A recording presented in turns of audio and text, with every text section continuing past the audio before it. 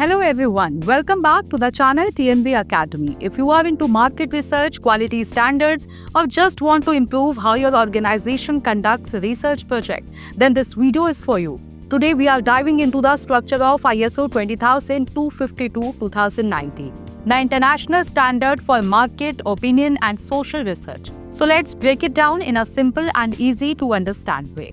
What is ISO 20252-2019? First of all, what is ISO 20252-2019? It is an international standard that defines terms, requirements, and guidelines for organizations conducting market, opinion, and social research. It ensures transparency, consistency, and quality in research processes, from planning all the way to reporting. Now let's look at how the standard is structured. Main structure of ISO 20252-2019. ISO 20252-2019 is organized into two main parts: Code Requirements, Clause 4 to 8, Annexes A to F, covering specific types of research. Let's go through them one by one.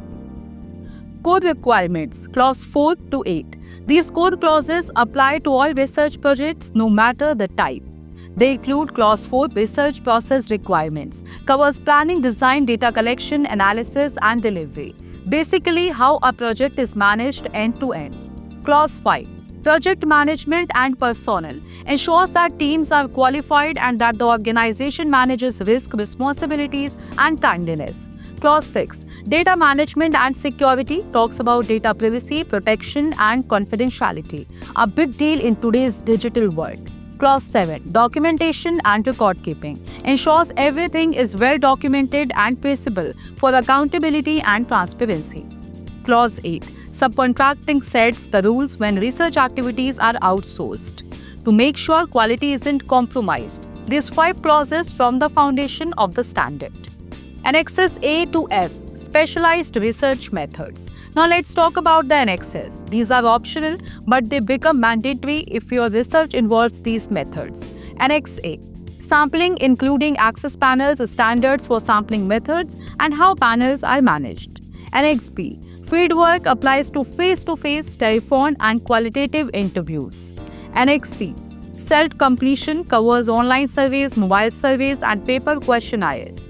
Annex D, data management and processing, standards for how data is processed, cleaned, and stored.